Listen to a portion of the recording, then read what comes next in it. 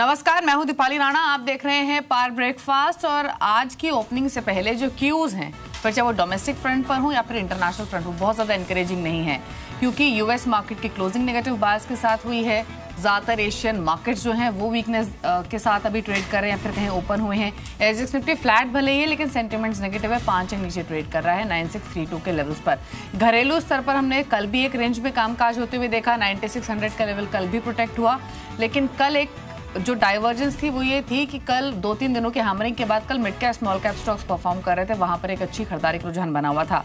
लेकिन जो जीडीपी के नंबर्स आए हैं क्वार्टर 4 के, बाजार बंद होने के बाद ये आंकड़ा आया और ये एक्सपेक्टेशन से नीचे रहा है, तो सेंटिमेंट्स थोड़े से सॉफ्ट हो सकते हैं। लेकिन डेरिवेटिव डेटा और साथ साथ टेक्निकल्स इंडिकेट यही कर रहे हैं कि 9400 9500 निचली तरफ एक इंपॉर्टेंट सपोर्ट है, वहीं 9700 एक इंपॉर्टेंट रेजिस्टेंस है। कल भी निफ्टी ने कोशिश की थी 9650 के नजदीक जाने की, लेकिन उन लेवल्स को टच नहीं कर पाया और उसके बियॉन्ड नहीं जा पाया। उसके बाद एक वॉलेटाइल ट्रेड के बाद 9600 के आसपास निफ्टी की क्लोजिंग हुई 9621 के लेवल्स पर। लेकिन आज इंटरनेशनल मार्केट से जो क्यूज मिल रहे हैं वो समझ लेते हैं। संदीप मेरे सहयोगी मौजूद भी हैं। संदीप, कह सकते हैं कि आज के लिए भी कोई बहुत एनकरेजिंग क्यूज नहीं मिल रहे हैं, जिस तरह का हाल यूएस का है या फिर एशिया का, ये कि यूके इलेक्शन के आउटकम से पहले की कॉशियसनेस कहें या फिर कहें कि थोड़ी से अलर्ट हैं भी इन्वेस्टर्स? बिल्कुल कॉशियस तो है ही है मार्केट्स। दूसरे दिन लगातार यूएस के मार्केट गिर के बंद हुए, भले ही हल्की गिरावट थी, लेकिन उसका जो इम्पैक्ट है आप एशियन मार्केट में साफ तौर पे देख पा रहे हैं।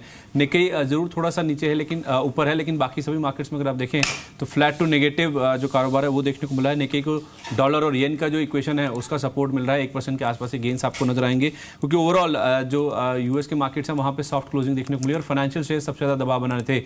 देखिए, कल फेड का बिज बुक सर्वे रिलीज हुआ जो कि इकोनॉमी के हालात को बताता है, और महंगाई को लेकर जिस तरह से चिंताएं बताई गई हैं फेड के बेज बुक सर्वे में, वो अपने आप में बहुत बड़ी चिंता थी, क्योंकि उनका ये कहना है कि कुछ राज्यों में ऑटो की, ग्रोसरी की और रिटेल की जो कीमतें, कपड़ों की कीमतें जिस तरह से गिरी हैं, वो एक अपने आप में चिंता का विषय। और वैसे भी जिस इंडिकेटर को फेड काफी क्लोजली ट्रैक करता है, उस मुताबिक जो महंगाई है वो यूएस के मार्केट में अभी भी नहीं बढ़ पा रही है, तो इसको मार्केट ने थोड़ा सा नेगेटिवली लिया। और उसके साथ साथ यूरोपियन मार्केट, वहां पर भी मिक्स क्लोजिंग हुई। 8 जून को जो इलेक्शन होने, उसमें जो कंजर्वेटिव पार्टी है थेरेसा मे की, वो शायद ना जीत के ऊपर के सामने आए, ऐसे पोल्स इंडिकेट कर रहे हैं, तो इसका भी इंपैक्ट कहना है कहीं कल प्ले आउट हो रहा था। तो ओवरऑल देखा जाए सॉफ्टेस्ट न्यूज पे एक बार फिर से यूएस की मार्केट की क्लोजिंग हुई, और यही कारण है कि एशिया काफी मिक्स्ड है। और आज इंडियन मार्केट्स की जहां तक बात है, जैसे आप कह ही रही हैं, जीडीपी के आंकड़ों का भी असर देखने को मिलेगा। तो ओवरऑल देखा जाए कोई खास इंकरेजिंग क्यूज नहीं है इंटरनेशनल फ्रंट से। बिल्कुल इंकरेजिंग क्यूज नहीं है। और ये इनफैक्ट क्रूड का हाल भी आपको बता देते हैं। क्रूड में हमने देखा है कि कल थोड़ा उछाल दिखा, और नाइमैक्स क्रूड हालांकि 48-49 के आसपास ही अभी ट्रेड कर रहा है, और ब्रेंट क्रूड $51 के ऊपर। लेकिन जैसे संदीप ने कहा भी कि बहुत ज़्यादा इनकरेजिंग क्यूज नहीं है। और यूएस मार्केट क्लोजिंग देखें तो फ्लैट विद नेगेटिव सेंटिमेंट्स के साथ ये बंद हुए हैं। कमजोरी नहीं थी, लेकिन सेंटिमेंट्स कमजोर थे, नेगेटिव बायस दिखा था वहां भी। और एशियन मार्केट्स का हाल देखें तो निक्केई में एक अच्छा मूव है, बाकी सारे जो एशियन इंडाइसेस हैं वो अगेन फ्लैट या फिर नेगेटिव सेंस के साथ ही ट्रेड कर रहे हैं। एसजेएक्स निफ्टी करीब 7-7.5 अंक नीचे 9629 के लेवल्स पर ट्रेड कर रहा है। यूके इलेक्शन से पहले थोड़ा सा कॉशियसनेस इंटरनेशनल मार्केट्स में बनी हुई है। लेकिन अगर घरेलू बाजार की बात करें, देखिए कल ये आंकड़ा थोड़ा सा कह सकते हैं कि एनकरेजिंग है, क्योंकि कल के बाजार में एफआईज ने 1000 करोड़ से ज्यादा की बाइंग की है, वहीं डीआईज ने मुनाफ वसूली की है, और क्वांटम उतना ही रहा है जितना कि हमने एफआईज की ओर से पार्टिसिपेशन पॉजिटिव फ्रंट पर देखा। 940 करोड़ के आसपास की बिकवाली डीआईज ने की है। लेकिन आज का आउटलुक क्या रहेगा? आज एक रेंज बाउंड सेशन हो सकता है। निफ्टी की जो रेंज है उसमें बहुत ज्यादा बदलाव नहीं हुआ है अभी भी। 9580 से 9670 के दायरे में निफ्टी ट्रेड कर सकता है। निफ्टी बैंक पर इनफैक्ट आपको नजर रखनी है। कल निफ्टी बहुत ज्यादा एक्टिव नहीं था, लेकिन निफ्टी बैंक ने कल रिकॉर्ड क्लोजिंग दी। इंट्राडे हाइस पर निफ्टी बैंक बंद हुआ रिकॉर्ड स्तरों पर, तो आज बैंकिंग स्टॉक्स पर आप ध्यान दे सकते हैं। निफ्टी बैंक का दायरा डेफिनेटली ऊपर की ओर शिफ्ट हुआ है, और जो आज की रेंज रहेगी वो 23,300 से 23,650 के बीच रहने की संभावना है। नजर रखें उन स्टॉक्स पर जो कि एमएससीआई इंडेक्स में इंक्लूड हुए हैं। कल बाजार बंद होने के बाद ये बदलाव लागू हुए हैं। हमने देखा भी था कि डीवीज लैब डेलो पर बंद हुआ क्योंकि बाहर हो रहा है, आईओसी शामिल हो रहा है, तो वहां पर अच्छा मोमेंटम था। स्मॉल कैप इंडेक्स में जो स्टॉक्स का एडिशन हो रहा है वहां भी अच्छी वाइब्रेंसी कल बनी हुई थी।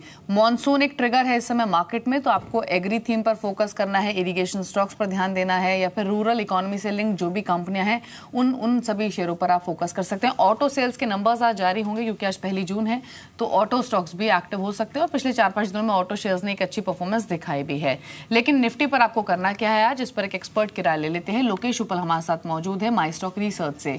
Lokesh, good morning. पहले निफ्टी पर ही बताइए क्या आउटलुक रहेगा आज के लिए। एक रेंज बाउंड सेशन तो एक्सपेक्टेड है, लेकिन इस रेंज में क्या कोई स्ट्रैटेजी बनाई जा सकती है? वेरी गुड मॉर्निंग दीपाली जी। जैसे कि हम देख पा रहे हैं कि निफ्टी में एक साइडवेज कंसोलिडेशन हो रही है, जहां पे एक सपोर्ट बना था Nifty close to the levels of 9600 and we facing a resistance close to levels of 9650।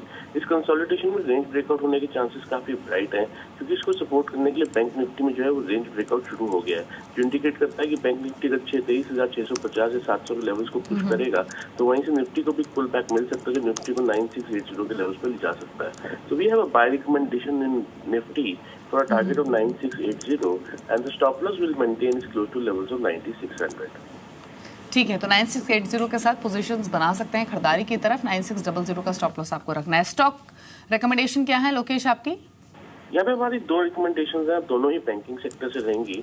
पहली रहेगी RBL. Will have a buy recommendation RBL for a targets of 539 with a stop loss close to levels of 522, क्योंकि इसके daily chart में rounding bottom formation बन रही है, जो indicate करता है कि ब्रेकआउट देखा जा सकता है। हमारी दूसरी पिक रहेगी वो रहेगी एचडीएफसी लिमिटेड में, क्योंकि निफ्टी को 9680 के लेवल्स को टच करना है, तो यहाँ पे HDFC limited, HDFC Asian paints जैसे स्टॉक्स का कंट्रीब्यूशन काफी इंपॉर्टेंट है। तो हमारा टारगेट रहेगा एचडीएफसी लिमिटेड में 1590 को 1590 के टारगेट लिस्ट को बाय कर सकते हैं with a very small stop loss close to levels of 1555 रुपए। ठीक है, शुक्रिया लोकेश आपका। तो लोकेश ने यहाँ पर आपको 2 ट्रेड्स बताए हैं। एचडीएफसी लिमिटेड 1590 के टारगेट, 1555 का आपको स्टॉप लॉस रखना है। दूसरी रिकमेंडेशन है आरबीएल बैंक। आरबीएल बैंक कल इंट्राडे हाइस पर बंद हुआ था। ये इस सीरीज से एफ&ओ सेगमेंट में भी शामिल हुआ है, और जिस दिन शामिल हुआ था उस दिन तो इनफैक्ट 8-9% तक की कमजोरी थी, लेकिन एक अच्छा रीबाउंड स्टॉक ने दिखाया है, एक आउट परफॉर्मर रहा भी है। 539 के टारगेट आज के लिए, 522 का स्टॉप लॉस आपको मेंटेन करना होगा। लेकिन अलग अलग हाउसेस की ओर से भी कुछ रिकमेंडेशंस आई हैं, वो देख लेते हैं। आईडीबीआई कैपिटल ने आज के लिए जो स्टॉक पिक किया है वो है मैरिको। खरीदारी की सलाह, 322 का टारगेट, 310.8 का स्टॉप लॉस आपको रखना है। दूसरी प्रेफरेंस जो है आईडीबीआई कैपिटल की ओर से वो रहेगी गुजरात पीपावाव। यहाँ 154 के टारगेट्स दिए जा रहे हैं, 146.5 का स्टॉप लॉस आपको मेंटेन करना है। तो ये 2 ट्रेड्स आईडीबीआई कैपिटल की ओर से आए हैं आज के सेशन के लिए। इन्वेस्टर पॉइंट ने पिक किया है एस्कॉर्ट्स को। कल ये 700 के नजदीक क्लोज हुआ, लाइफ टाइम हाइस पर ऑलरेडी ट्रेड कर रहा है। सेल्स नंबर्स आज आने हैं और एस्कॉर्ट्स की सेल्स कांस्टेंट स्ट्रांग रही भी हैं। 710 का टारगेट रखिए आज, 685 का स्टॉप लॉस आपको एस्कॉर्ट्स में मेंटेन करना है। इन्वेस्टर पॉइंट ने इनफैक्ट एंजल ब्रोकिंग की ओर से जो रिकमेंडेशन है वो है टाटा केमिकल्स, 654 का टारगेट, 615 का स्टॉप लॉस। टाटा केमिकल्स पर इसलिए भी ध्यान दीजिए कि काफी सारे फंडामेंटल हाउसेस ने मॉनसून पिक्स के तौर पर भी इसको सजेस्ट किया है। बालबन लॉरी है दूसरी रिकमेंडेशन एंजल ब्रोकिंग की ओर से। यहाँ पर 262 के टारगेट है, 228 का स्टॉप लॉस आपको रखना है। 236 पर कल के सेशन में ये स्टॉक क्लोज हुआ था। तो ये रिकमेंडेशन इंट्राडे बेसिस पर अलग अलग हाउसेस की ओर से आपको दी जा रही हैं। लेकिन अब खबरों वाले शेयर्स कौन से ये जान लेते हैं। रुक कर लेते हैं स्टॉक्स टू वॉच का।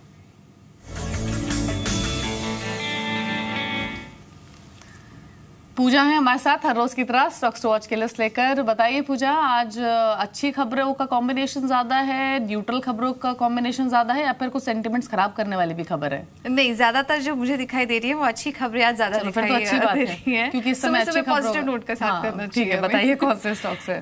लेकिन ग्राहकों के लिए एक बुरी खबर है। सॉरी, मैं बुरी खबर से ही शुरुआत कर रही हूँ। ऑयल मार्केटिंग कंपनी आज तमाम फोकस में रहेंगी, क्योंकि यहाँ खबर आई है कि पेट्रोल के दाम और डीजल के दाम में बढ़ोतरी हो गई है। जो पेट्रोल के दाम है वो 1.23 रुपए प्रति लीटर बढ़ा दिए गए हैं, और डीजल की जो कीमतें हैं वो इसमें 0.89 पैसे की बढ़ोतरी की गई है। और ये जो बदलाव है ये कल आधी रात से लागू हुए हैं, तो ग्राहकों के फ्रंट पर थोड़ी एक नेगेटिव न्यूज। लेकिन बाकी सारे खबरों पर अगर नजर डालें तो यहाँ पर कुछ पॉजिटिव खबर निकल कर आ रही है। सबसे पहले तो फार्मा स्टॉक्स आज फोकस में रहेंगे।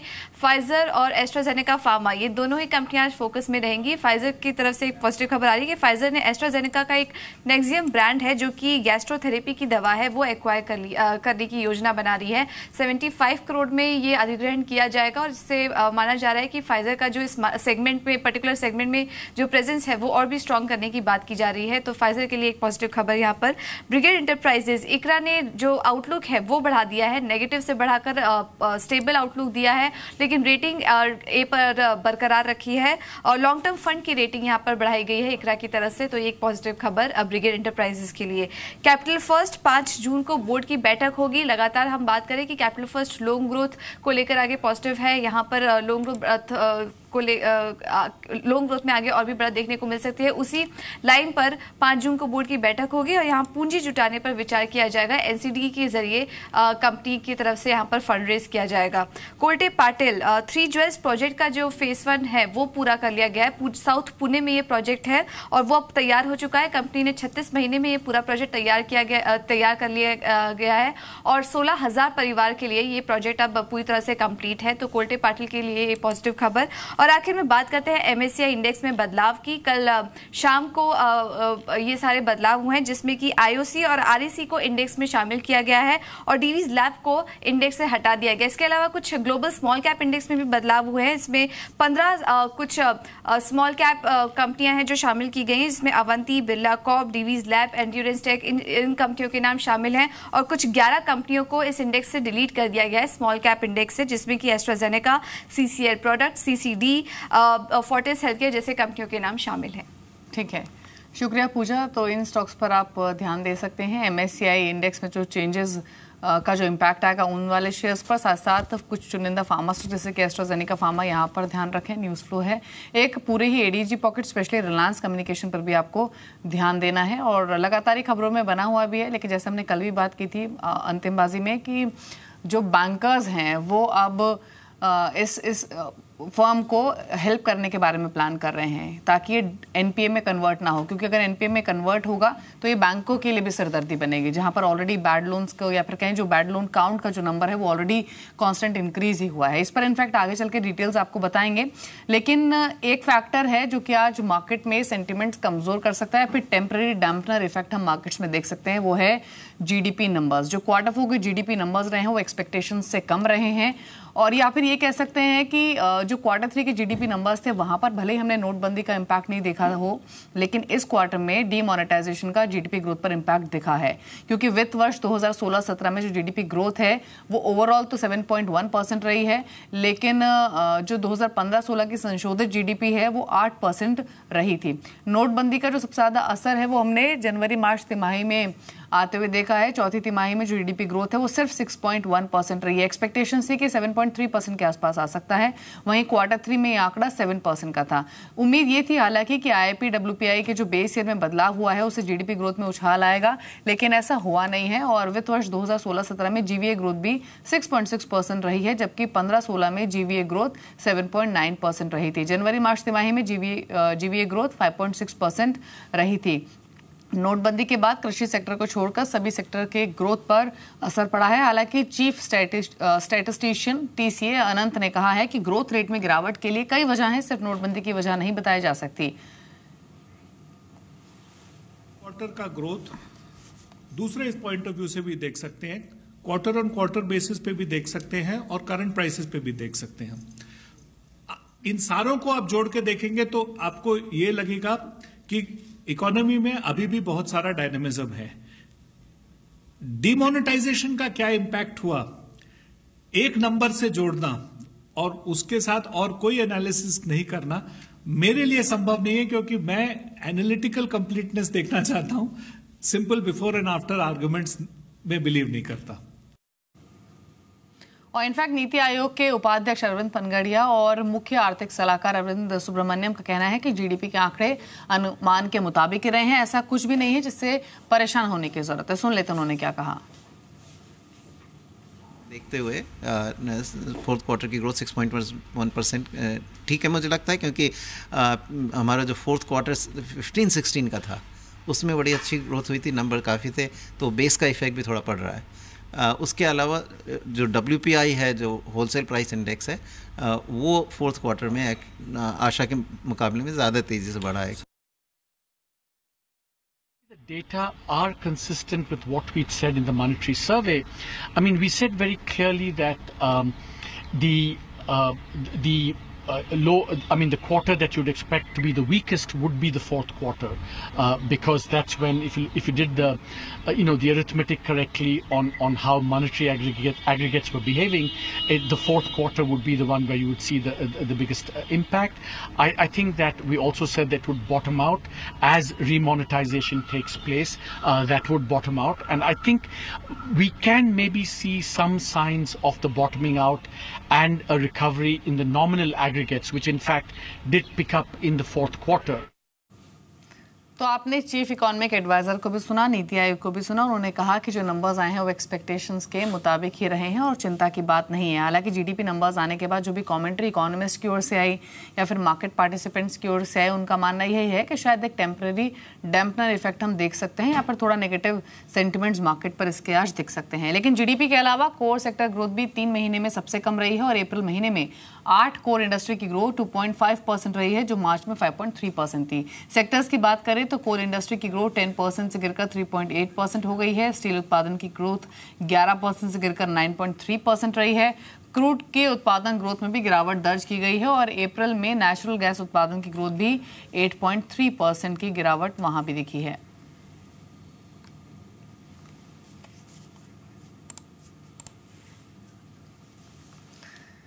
लेकिन अब यहाँ से सीधे रुख करेंगे न्यूज़ इन फोकस का और मेरे सहयोगी अंचल मौजूद हैं इस समय। तो हालांकि अंचल, फोकस में ना ऐसे ही सेक्टर ज़्यादा हैं जहाँ पर या तो हमने बहुत कमज़ोरी देखी, कमज़ोरी के बाद रिकवरी, जैसे कि फार्मा, या फिर जहां पर नेगेटिव न्यूज़ फ्लो काफी बना हुआ है। आई एम श्योर आप रिलायंस कम्युनिकेशन की बात करने वाले हैं। बिल्कुल दिवाली, आरकॉम इस समय मुझे लगता है टॉक ऑफ द टाउन है। ऐसा कोई ब्रोकर ऑपरेटर रूम नहीं है, ऐसा कोई ब्रोकरेज हाउस नहीं है जहां इसकी बात नहीं हो रही।